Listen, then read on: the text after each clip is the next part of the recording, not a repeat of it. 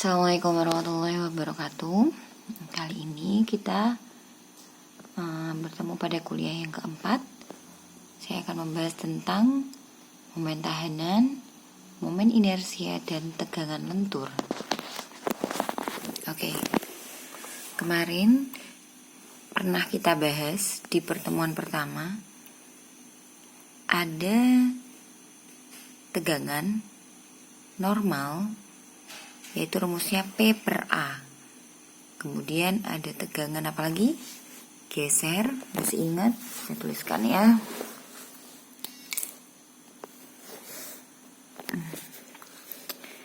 Ada tegangan normal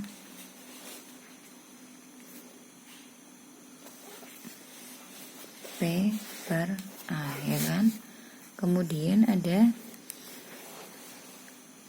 tegangan geser atau biasa kita sebut dengan to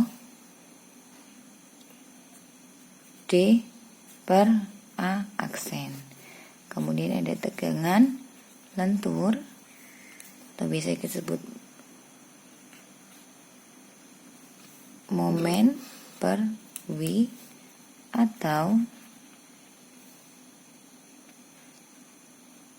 M per MY per IX, ya kan? Nah, nanti kita akan pelajari tentang tegangan normal itu didapatnya dari mana, dan W atau momen tahanan itu dari mana. Kemudian juga ini momen inersia IX. Oke, masih ingat kan? Ya, lanjut ke slide lagi. Nah, P itu adalah gaya dalam yang timbul dari suatu potongan batang atau elemen struktur. Hanya luas menampang, ya kan? Nah, akibat ada gaya normal P itu karena gaya normal pasti dia hanya ada tarik dan tekan. Masih ingat kalau tarik itu apa? Tarik itu positif, kalau tekan itu negatif. Oke. Nah, contohnya ini ya, tegangan normal akibat gaya normal. Jika pada suatu batang bekerja gaya normal, maka pada seluruh permukaan penampang batang akan timbul tegangan normal. Kalau ini tegangan normalnya apa? Normal tekan apa tarik? Lihat di tanda panahnya. Tanda panahnya ini. Nah, ini tanda panah ini tekan apa tarik? Tekan, karena dia menekan pada sebuah penampang. Kemudian yang ini adalah tarik karena dia menarik dari penampang tersebut. Tarik ya. Nah, ini contohnya. Nah, P itu dia bekerja di sumbu berat penampang, ya kan? Ini dia di sumbu berat penampang ya. Di setengah B dan setengah H. Nah, ini juga sama. Coba kita lihat kalau misalnya ada penampang majemuk. Ini seperti ini, penampang tersusun atau penampang majemuk, dia titik beratnya di sini, maka P-nya bekerja di sumbu berat penampang. Dia menderita tarik. Ya, ini P-nya tarik, gaya normal tarik. Nah, dari uraian tentang tegangan normal di atas, maka bagaimanapun bentuk penampang batang, jika luasnya A dan menderita gaya normal P, maka akan selalu menghasilkan tegangan yang sama, yaitu P per A. Nah, baca sendiri ya nanti. Nah, contohnya ini. Berapapun panjang tiang, ini ada tiangnya yang ada ukuran 60, 100, dan 200, dianggap tidak mengalami perubahan bentuk atau menekuk akibat beban P. Karena tegangannya sama, P per A hasilnya juga sama 0,25. Tidak ada pengaruhnya terhadap panjang tiangnya. Contohnya ini, bagaimanapun bentuk penampang, dianggap tiang tidak mengalami perubahan bentuk akibat beban P. Sama, walaupun penampangnya berbeda-beda, tapi ketika luasnya sama, maka tegangannya pun sama. Ya. Nah, contohnya ini. Dulu waktu pertemuan pertama saya sudah menjelaskan tentang ini ya, analisa struktur yang kalian pelajari waktu diajari sama Pak Umam analisa struktur 1, ya kan? Di sini kita akan mendapatkan ada bidang D dan bidang M, kemudian bidang N, ya kan? Dari situ kita bisa menghitung tegangan.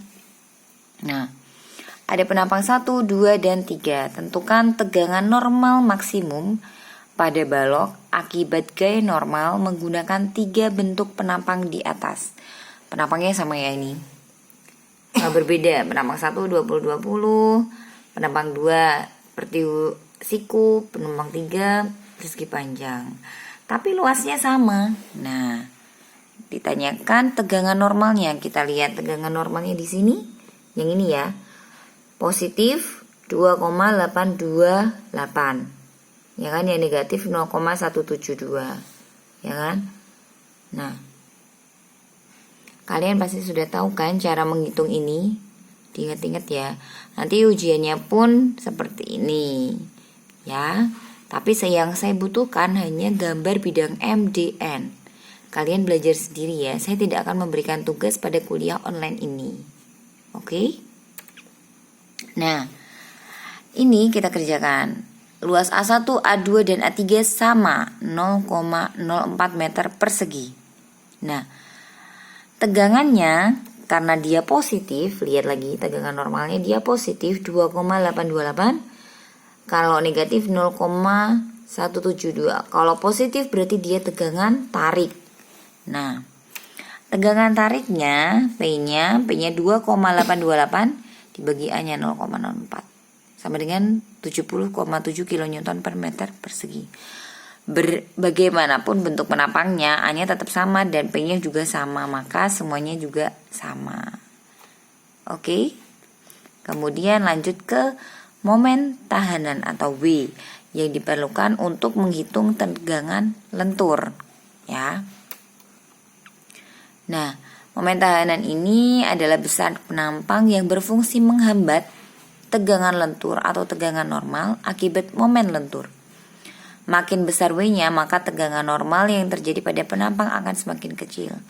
Hubungan antara tegangan normal, momen lentur, dan momen tahanan dapat dinyatakan dengan rumus M per W. Oke. Ini ya contohnya. Nah, untuk menentukan nilai W-nya, lihat pengaruh momen pada sebuah bantang. Diambil contoh, balok di atas 2 tumpuan, sendi dan rol menderita beban terpusat, maka rumusnya 1/4 PL, ya kan? Masih ingat? Nah, sepanjang balok akan menderita momen positif, ya kan? Kalau momen positif, yang atas tertekan, yang bawah tertarik, seperti ini. Nah, ketika dia ada bebanan, terjadi momen positif, ini kan dia tekan.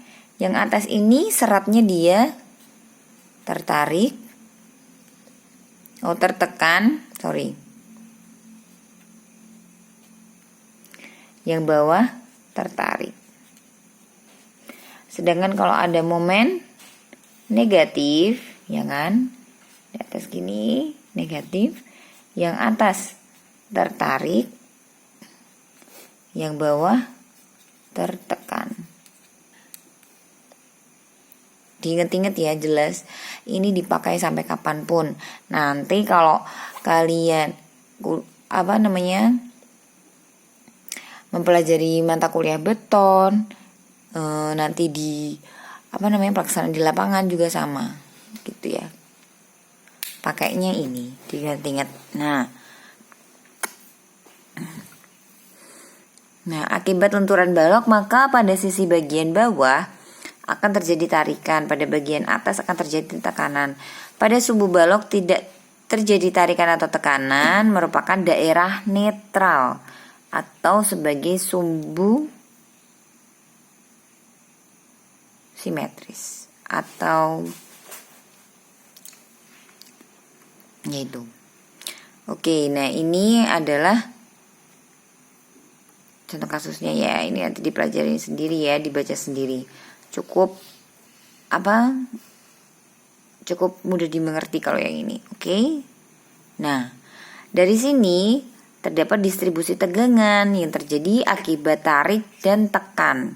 Tadi karena ada serat tertarik dan serat tertekan, maka dibedakan menjadi tekan dan tarik pada balok tersebut. Yang ini dia tertekan, yang atas, serat atas ini tertekan, yang bawah di serat tertarik, jadinya seperti ini. Ini yang dinamakan dengan tegangan. Yang ini adalah tegangan tarik, yang bawah adalah tegangan, yang atas adalah tegangan tekan, yang bawah adalah tegangan tarik. Gitu ya. Karena yang tengah ini adalah sumbu netralnya, maka dibagi jadi 2, tertekan dan tertarik. Jelas ya? Nah, karena distribusi tegangan berbentuk segitiga dan posisi titik tangkap gaya F harus di titik berat elemen penampang, maka posisi titik tangkap F ada pada jarak 1/3 dari tinggi elemen. Ya kan? Ingat-ingat kemarin, kalau sumbu berat penampangnya segitiga itu ada di 1/3 dari ini kan? 1/3, yang ini juga 1/3. Oke, kita jumlahkan jadi seperti ini ya. Kira-kira ya, kalian baca sendiri, bisa dilihat di slide-nya. Maka W-nya, jika balok berbentuk 4 persegi panjang dengan lebar B dan H, maka W-nya 1/6 BH kuadrat. Oke, ingat-ingat, W ini, momen tahanan ini 1/6 BH kuadrat ya. Oke, itu merupakan rumus ya dari penjabaran tadi. Ini kira-kira M sama dengan F dikali 2/3. F-nya itu adalah tegangan kali setengah H kali setengah B, maka M-nya 1/6 BH kuadrat. M sama dengan tegangan kali 1/6 BH kuadrat. Tegangannya M per W gitu. Akhirnya W-nya 1/6 BH kuadrat. Seperti itu. Nah, ini ya. Kira-kira nanti ini adalah tegangannya. Kalian membuat tegangannya seperti ini. Oke. Pada penggambaran diagram tegangan pada suatu penampang akibat momen lentur, terdapat 2 gaya F yang mempunyai nilai sama, tetapi mempunyai arah yang berlawanan. Kedua gaya F tersebut merupakan gaya pengganti akibat adanya momen lentur. Karena adanya 2 gaya F, momen lentur juga dikenal sebagai momen koppel akibat gaya F. Nah, itu. Yang atas tertekan, yang bawah tertarik. Itu kalau momennya positif. Ingat-ingat, itu kalau momennya positif. Kalau momennya negatif, terbalik. Yang atas tertarik, yang bawah tertekan. Nanti kita pelajari selanjutnya. Oke? Ya. C adalah compression atau tekan, T adalah tension atau tarik. Ya. Nah, seperti itu penjabarannya. Oke. Ini dipelajari sendiri. Sekarang kita bahas tentang momen inersia. Nah, momen inersia adalah sebuah penampang. Momen inersia sebuah penampang adalah hasil perkalian antara luas penampang dengan kuadrat jarak titik berat penampang ke sumbu atau garis tertentu, dan hasilnya adalah pangkat 4 ya. Misalnya cm pangkat 4, meter pangkat 4, dan seterusnya, atau milimeter pangkat 4. Nah, penjabarannya seperti ini ya. Nah, oke. Kita ibaratkan penampangnya seperti ini ya, B kali H. Maka diferensial A ini adalah ada A dan ada DY. Diferensial A sama dengan B kali DY. IX sama dengan integral min setengah H sampai setengah H Y kuadrat diferensial A. Dijabarkan, maka hasilnya IX sama dengan 1/12 BH pangkat 3 ya. IX itu sudah paten. Kalau bentuknya persegi panjang seperti ini, maka IX nya 1/12 BH pangkat 3. Sedangkan IY-nya ya, itu penurunan H dikalikan DX. Kalau yang IX itu B dikalikan DY. Kalau yang IY adalah H dikalikan DX. Maka IY hasilnya atau momen inersia arah Y 1/12 HB pangkat 3. Cuma dibalik ya, diingat-ingat ya.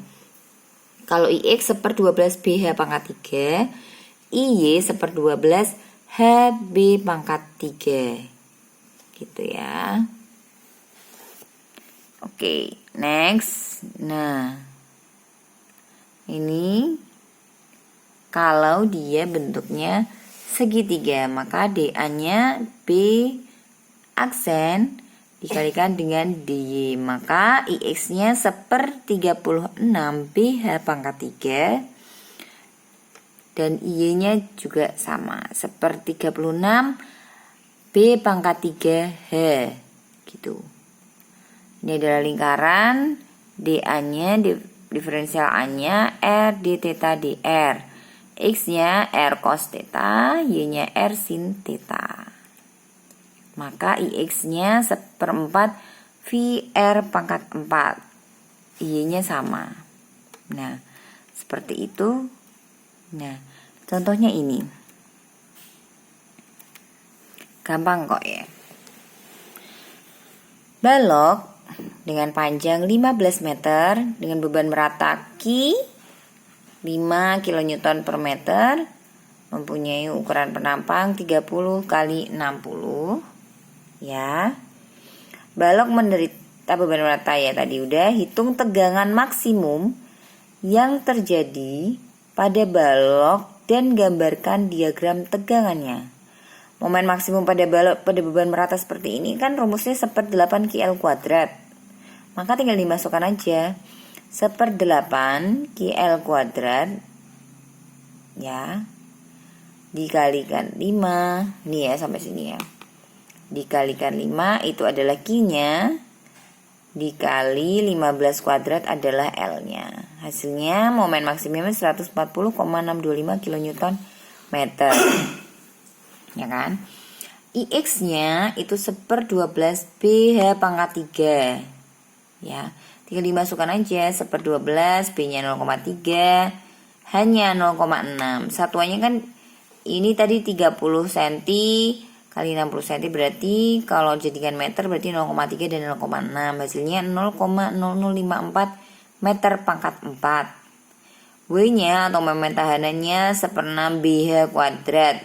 Tinggal dimasukkan hasilnya 0,018 meter pangkat 3. Jelas ya, gampang. Nah, tegangan maksimumnya MY per IX. Momennya tadi 140,625 dikali Y-nya. Y-nya itu adalah titik beratnya, jarak dari ini sampai ini. Setengahnya dari 60 Y itu. Setengah H Y-nya ya kan, 0,3 dibagi IX-nya 0,054.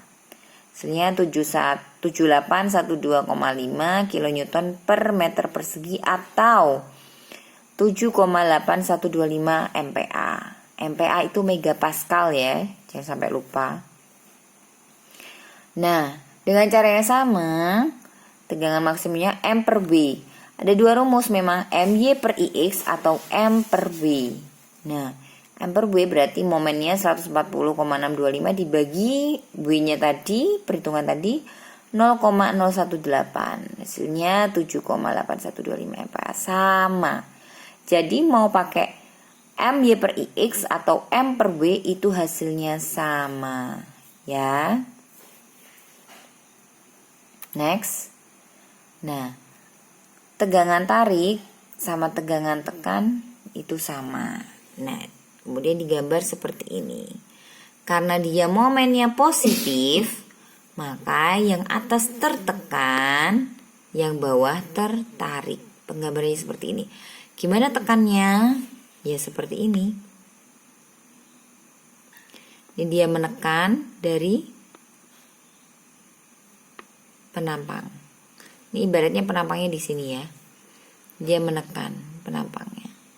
Kemudian yang ini tarik, dia menarik, dia keluar dari penampangnya. Nih, tegangan tekannya 7,8125, tegangan tariknya 7,8125. Sumbu netralnya di Y30 karena dia pajaknya 60. Jelas ya? Oke. Gini.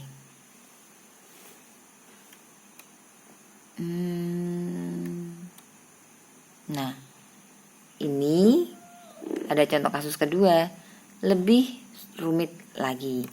Saya akan menjelaskan nanti di bagian yang kedua pakai coret-coretan biar jelas ya, pakai kertas ya. Oke. Cukup sekian dulu. Kalau ada pertanyaan boleh langsung ke WhatsApp. Mungkin saya bisa menjelaskan lebih detailnya. Oke. Assalamualaikum warahmatullahi wabarakatuh.